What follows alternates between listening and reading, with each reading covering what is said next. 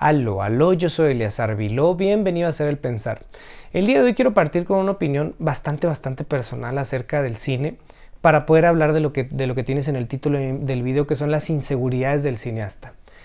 A mí, a título muy personal, me parece que el cine es una cuestión de búsqueda, como lo son muchas artes. Hay veces que tomamos decisiones muy establecidas, con mucho conocimiento de causa, que tenemos muy claro cómo lo queremos resolver. Pero me parece que por donde le quieras entrar, el cine es una cuestión de búsqueda. Uno está buscando consciente o inconscientemente cosas. Desde las cuestiones si pensáramos en análisis de texto y la cuestión última, la cuestión irreductible, ya el cine, el tema, mi peli se trata en una palabra de tal, hasta cuestiones un poco más del día a día o cuestiones más trascendentales, todo viene de una onda de nosotros andar buscando algo, andar buscando la historia que vamos a contar, que de alguna manera siento que las respuestas de nuestro buscar nos atacan, nos empujan, nos derriban, nos atracan, nos tiran, nos chocan el carro, etcétera, etcétera. Las respuestas nos llegan de una manera de repente bastante contundente, a veces hasta duro en la vida, pero estas respuestas, nos llegan de manera muy contundente. Y el buscar, me parece que es encontrar la voz, pensemos en películas, encontrar la voz de la película, de manera que uno se convierta en el mayordomo de lo que se quiere contar. No importa que tú seas el escritor, el director, el actor, el productor, el editor, el distribuidor, que seas todos los puestos de la columna vertebral del cine, aún así me parece que es una cuestión de búsqueda y que estamos poniéndonos al servicio de esa voz. Entonces creo que partiendo de ahí es donde empiezan a salir mal muchas de las cosas. Entendiendo que nosotros buscamos, en el mejor de los casos encontramos la voz, encontramos cómo queremos que la película se transmita. Y esto es curioso porque muchas veces, en una de esas y hasta la mayoría de las veces, pues uno pensaría que queremos escribir, dirigir, actuar sobre las cosas que nos gustan. Si a mí me gusta mucho el fútbol, es una película de fútbol. Si me gustan mucho las historias de amor, es una historia de amor, etcétera, etcétera. Y muchas veces no es tanto de lo que a nosotros nos gusta ver de otras personas o que nos gusta recibir de la comunidad o de las artes. Muchas veces es algo que odiamos, algo con lo que no estamos de acuerdo, algo que detestamos, algo que quisiéramos enterrar, no solo de nuestras vidas, sino de la humanidad completa. El caso es que encontrando uno este momento de esa voz, entendiendo que somos esclavos, mayordomos de esta película, de qué sé yo, que no sé qué, que nos ponemos al servicio me parece que ahí es donde podemos hacer buenas películas, independientemente del tema, de nuestro bagaje, de nuestras intenciones y de cuánta cosa me digas y se te ocurra. Es ahí donde podemos hacer buenas películas, buenas novelas, buenos guiones, buenas obras de teatro, buenas canciones, etcétera, etcétera. Porque estamos siendo sinceros con esa voz, con esa idea, con esa historia que nos está atracando de nuestra vida, de la vida, del universo, y que nosotros somos el medio para que esa historia se cuente. No importa que la historia sea muy personal o que tengamos que hacer toda una investigación porque no entendemos nada de lo que estamos contando, pero en la medida que nosotros entendamos que nos tenemos que poner al servicio de la historia, sea muy propia y muy personal o súper lejana y ajena, nuestra película va a salir bien. Ahora bien, la mayoría de los problemas que yo he visto que tienen, pensemos en los directores para irlo desmenuzando a los demás cineastas. La mayoría de los problemas que tienen los directores son problemas con esta voz, que a veces tenemos muy claro cómo tenemos que hacer las cosas, pero nuestro ego, casi siempre nuestro ego, nos traiciona. Nuestra inseguridad nos traiciona, nuestro no sé qué nos traiciona. Entonces nosotros sabemos, por ejemplo, que no debemos de mover la cámara, que debemos dejarlo como un X plano, debemos dejarlo como un plano grande, que suceda como el teatro, que suceda como una película, que veas las cosas pasar, que no tenemos que cortar, etcétera, etcétera. Y es la iluminación más sencilla del mundo, la actuación más minimalista del mundo, se pasaron por la cola el guión, todo pasó, todo es muy sencillo, muy lo que sea, a lo mejor nadie habla y dura varios minutos, y la escena funciona y es lo que la película necesita. Pero como tengo una grúa, tengo una cámara, una grúa y tengo una cámara arriba de un Steadicam y a lo mejor tengo una tercera cámara ya con un zoom y tengo un guión que costó carísimo, entonces los hago que lo respeten y los hago que hablen y hago muchos planos que después porque los tengo los quiero usar, etcétera, etcétera, y se van metiendo en problemas. Digo, es muy básico lo que dije a lo mejor, pero es un problema muy común, la cuestión de los planos con los directores. El caso es que logras meterte el pie, siendo que tú habías logrado en tu preproducción, en tu conectar con la montaña, con el universo, con la vida, con los personajes, con los actores, con el guión. Tú habías logrado entender la voz de la película y el día que estás en el set le das en la madre a todo. A lo mejor tú tienes 10 años preparándote para dirigir esa escena y el día que tienes el monstruo enfrente y que lo ves a los ojos, te asustas y no sabes qué hacer, o tu ego te gana, o tú lo que sea. Y eso es una cuestión que pasa todos los días. Eso pensando de arriba para abajo, ya si entramos en todo lo antes dicho tiene un tinte, una connotación más o menos de autor, más o menos, bueno sí, de autor de cine. Ahora, si entramos en cuestiones de los estudios, pasa mucho con los estudios. Yo lo platicaba hace poquito, que qué bueno que no me fui a Estados Unidos joven, porque si me hubieran dado la oportunidad de debutar, probablemente yo sería de la lista de los directores que Estados Unidos debuta y te mandan al carajo después de eso. Estados Unidos es un sitio, bueno, México de alguna manera también es un lugar de operaprimistas o como quiera que se le pueda decir, pero Estados Unidos es un lugar donde a cada rato agarran a una persona que le fue bien hasta con un cortometraje, pero que ganó este festival o lo que sea, y agarran a una persona joven promesa y le ponen una película de estudio enfrente. Tienes al monstruo enfrente, por supuesto te dan un equipo de personas muy preparadas en la industria y no sé qué, de manera que tú pudieras combinar esas cuestiones muy propias de la industria, las cuestiones técnicas, las cuestiones sindicales, laborales o lo que sea, con tu contar y tu capacidad de relatar historias. Ahora bien, el estudio contrata a una persona, contrata a un autor para después decirle qué decir. O sea, hay una contradicción enorme, porque si tú estás contratando a alguien por su voz, quieres que utilice su voz. Oye, que tenemos ciertos lineamientos, porque había otros, y todo eso es perfectamente entendible, pero hay un tira y afloja muy grave ahí, de qué tanto estás contratando a un autor y qué tanto estás contratando a alguien que simplemente lleve el barco. De alguna manera el director-autor también lleva el barco, pero llevar el barco es una cuestión técnica, una cuestión de supervisor simplemente. Aquí estamos hablando de personas que le tienen que dar voz a lo que está pasando. Es como si alguien solo llevara el barco de punta a punta, de puerto a puerto, perdón, y la otra persona llevara el barco sí de puerto a puerto, pero además en el camino lo hiciera cantar, por así decirlo. No sé si tiene mucho sentido el ejemplo, pero en mi cabeza fue muy claro, espero se haya entendido. Entonces esta cuestión, si bien le pasa a los autores, si bien le hace a las personas por las cuales y gracias a las cuales hacemos cine y contamos historias, pues le pasa a todas las personas involucradas en el quehacer cinematográfico. Pasa mucho en industrias como la mexicana, en otras también. Una tradición de la violencia, por ejemplo.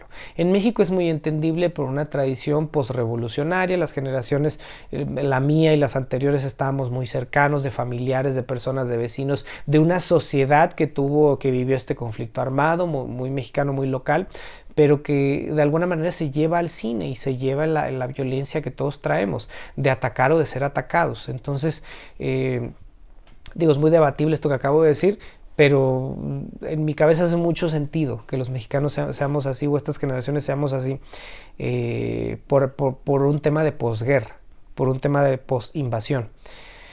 Entonces, en este lugar un poco más hostil, donde la sensibilidad se deja para después, porque pues si el cine no es un lugar seguro para ser sensible, entonces pues quién sabe dónde será nuestro lugar seguro para poder contar las historias que nos mueven, que nos interesan, o en las que simplemente nos involucramos por la razón que sea. Hay muchas cuestiones técnicas en el caso del cine, en todos los puestos, que a muchos nos dan más o menos miedo, que nuestra inexperiencia muchas veces nos asusta con un aparato, con una cuestión laboral, con una costumbre de hacer las cosas que no sabemos qué hacer. Y las personas que terminan sobreponiéndose son las personas capaces de sobrevivir a ese miedo. Porque si bien somos perfectamente capaces de meternos ese miedo en la cabeza nosotros solos, además el medio tiende a ayudarnos a nosotros, a decirnos, no, esa cámara está bien complicada, no, esos lentes son bien difíciles, no, esa luz es bien batallosa, no, ese actor es imposible, ¿no? Y puros noes, y puros por qué no hacer las cosas en lugar de maneras de cómo resolverlo, más que consejos de decirte, con esa luz que es complicada, yo te recomiendo que le hagas tal y tal y tal, simplemente es, uy, no, no, chavo, no la vas a armar con esa luz. Y cosas que pues no te ayudan para nada, porque no te están dando ni una contención emocional, ni un abrazar, una contención técnica para que tú salgas adelante. Esto puede ser muy debatible de que si es por las envidias, si es por los miedos de las demás personas. Bueno, que sí es por los miedos de las demás personas que nosotros elegimos comprar porque tenemos un hueco por dentro, un lugar donde hagan eco y nos identificamos con el miedo, con el terror, con la ansiedad de la otra persona. Pero además, pues, si compramos lo de los demás y además tenemos la inseguridad, la ansiedad y todas las cuestiones propias, pues hacemos una cosa. Andamos como con un interruptor y el botón puesto, el dedo puesto en el botón, en el gatillo de autodestrucción, y así nos movemos como cineastas todo el día en el sol y sin comer y sin dormir y estresados y presionados y el sol se nos está yendo y sin dinero y lo que tú quieras. Entonces se vuelve una comunidad de cineastas muy volátil, donde es muy fácil que unos nos gritemos a los otros, que unos envidiemos a los otros, que unos maltratemos a los otros. Ahora bien, si nos regresamos a lo primero, a lo primerito del cine, pues estamos buscando contar historias, estamos buscando sensibilizar, estamos buscando ser sensibilizados por una historia, y de alguna manera las personas que están ahí están siendo parte de eso, se les incluya más o se les incluya menos, se sientan más o menos parte del proyecto, son parte del proyecto, son una familia cinematográfica. A mí me fascina el ejemplo de la familia, porque en el cine, cuando estamos ahí rodando una película, un comercial, lo que tú quieras, somos una familia. Y el decir somos una familia no es decir somos perfectos, somos felices, somos armoniosos, y todas estas cuestiones rosas, bonitas, positivas, no es necesariamente eso, porque familias las hay de todos los tipos, con todos los pecados y con todos los vicios del mundo. Entonces uno puede comportarse así en todo el espectro, de la patada o extraordinaria y exageradamente bien. Entonces, en todo este espectro del convivir humano, nos damos cuenta que lo más importante y la dificultad que tenemos todos los días en un set es el tema humano. Es el tema de la convivencia humana, que de alguna manera todas las películas del mundo, porque todos los dramas del mundo y todas las historias del mundo se van a tratar de eso. Habrá alguien que llegue y que me debata, oye, no, hicieron una película una vez que nada más grabaron un tenedor mientras un cigarro se consumía en una mesa. Bueno, no, a mí eso no me interesa como cine, pero el cine es de personas. La mayoría del cine, si tú me quieres y me concedes, es de personas, es de historias, es de interacciones humanas. Es de qué me dice el otro, qué le digo yo, y sobre todo qué sentimos de esta conversación, qué nos provoca. Me enoja, me conmueve, me duele, me pone feliz, te quiero madrear, te quiero besar. ¿Qué me está moviendo por adentro? Entonces, eso que son las historias que están de la cámara para acá y que estamos todos contando, pues también pasan de la cámara para allá. También es un problema o un suceder humano, una interacción entre personas. Entonces, si no tenemos el mismo cuidado de allá para acá que de acá para allá, pues quién sabe a dónde nos va a llevar. Nos llevará al cine que tenemos, donde la gente trabaja enojada y no da su mejor esfuerzo porque no se siente apreciada. Y el cine es muy bondadoso de alguna manera en ese sentido, porque el cine es tan pesado que si no tienes una pasión más allá de lo que estás haciendo, tiende a patearte, tiendes a retirarte. Hay personas que han caído porque de repente se puede ganar buen dinero rápido, se puede ascender rápido, pero cuando se dan cuenta que en otro tipo de empresas, si fueran unos empleados normales, estarían más tranquilos, más seguros y al final de cuentas ganarían lo mismo o mejor, pues no estarían aquí engrosando las filas de los cineastas, no estarían aquí engrosando las filas de los técnicos cinematográficos, de los obreros, de los aprendices cinematográficos. Estarían en otro sitio simplemente siendo cinéfilos o buscando el glamour en otra parte, porque si tú piensas que el cine es un negocio glamuroso, nada está más lejano de la verdad. De pronto ni siquiera los actores, lo comentaba uno de mis invitados, en Santiago Núñez, que para la fecha de este video ya se publicó su entrevista, que decía: a veces ves a los actores, a las estrellas comiendo en cajas por la razón que sea, porque estás arriba del cerro, porque está lloviendo, por lo que sea, y la comida está fría y bla bla bla bla. Eso que tú ves de las alfombras rojas y los premios es el 2%, el 1% de lo que existe, no solo en el cine, sino en la vida de esos cineastas que también van y se paran allá. Entonces el cine, eso es lo de menos para el cine. Y todas estas inseguridades pues son cuestiones de la persona, son cuestiones ahora como está tan de moda decir: oye amiga, te falta ir a terapia, y de alguna manera a todos nos falta ir a terapia, vayamos o no vayamos, y esto pues es debatible porque el negocio de la salud mental también hasta cierto punto se ha prostituido, se ha banalizado de tanto que lo hablamos, pero por lo menos ya está en el hablar común, y la gran lección de esto es el trabajo personal. Por supuesto terapéutico, yo toda la vida te voy a recomendar que vayas a terapia de todos tipos, psiquiátrica, psicológica, transpersonal, la que a ti te funcione, o si puedes todas. Pero la persona lo que necesita en su totalidad es el trabajo personal, es el trabajo la navegación al interior del ser humano, del individuo, y la conexión con la sociedad, con el universo y con la humanidad. Tiene que ver cuestiones espirituales, cuestiones religiosas, cuestiones terapéuticas, cuestiones sociales, antropológicas, y para todos lados, y por supuesto en el cine, y por supuesto en las artes, y por supuesto en todo lo que estemos haciendo. Entonces, si bien la otra persona tiene que hacerse cargo de su propio trabajo, de su propia navegación interior, de su propio andar personal, pues yo podría no ser tan idiota con ellos. Yo podría simplemente, si la persona no me sirve, quitarla del camino, si es lo que me toca. Ah, pues tú no trabajas aquí, ni modo, con permiso, bye. Y si la persona se quita por su propio pie, de pronto eso habrá entendido, porque tener una persona infeliz trabajando contigo no es bueno ni para la persona, ni para ti, ni para la empresa, ya sea permanente o una película que sucede en unas cuantas semanas. O sea, eso no es bueno para nadie. Y de alguna manera cuando corres a una persona así le estás haciendo un favor, porque la persona a lo mejor no quiere estar ahí, pero no tiene el valor de renunciar, porque no tiene cómo explicarlo en su casa, porque no tiene cómo justificarlo en otro sitio. El mismo proyecto irá trayendo a los que necesita e irá escupiendo y pateando a los que le sobran y a los que no necesita. Entonces, yo creo que podríamos platicar horas de inseguridades y de errores que suceden en el cine y en las filmaciones y en la vida completa, pero me parece que lo más importante para erradicarlas todas o tenerlos menos, vivir la menor cantidad de episodios de ansiedad de esta naturaleza y de momentos no tan agradables, sería recordar el conectar con la voz de lo que estamos contando y el conectar con el otro, con la persona que tengo enfrente, invitarlos a la película y poner el mood, poner las emociones, el cuadro de valor, la escala de valores que necesitamos para hacer esto.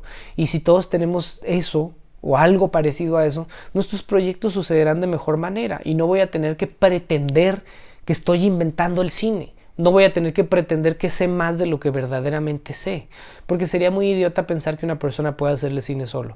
Hay ejemplos, por supuesto, en la vida de personas que hicieron muchas cosas y sus películas están llenas de errores, garrafales de pronto, en cuestiones artísticas, técnicas y humanas. Pero oye, pues yo hice todo, está padrísimo, felicidades, increíble, muy bien, pero son películas que de repente tienen tantas decadencias técnicas que no nos permiten meternos en la historia y que nos sacan de la parte más importante, que son las historias y la conexión entre humanos. Entonces, este fue el hacer el pensar de esta semana. Yo me llamo Eleazar Viló, Eleazar con Z, Viló con B de labio dental, tilde en la O. Y pues nos vemos la próxima semana en este tu espacio, hacer el pensar. Chao, chao.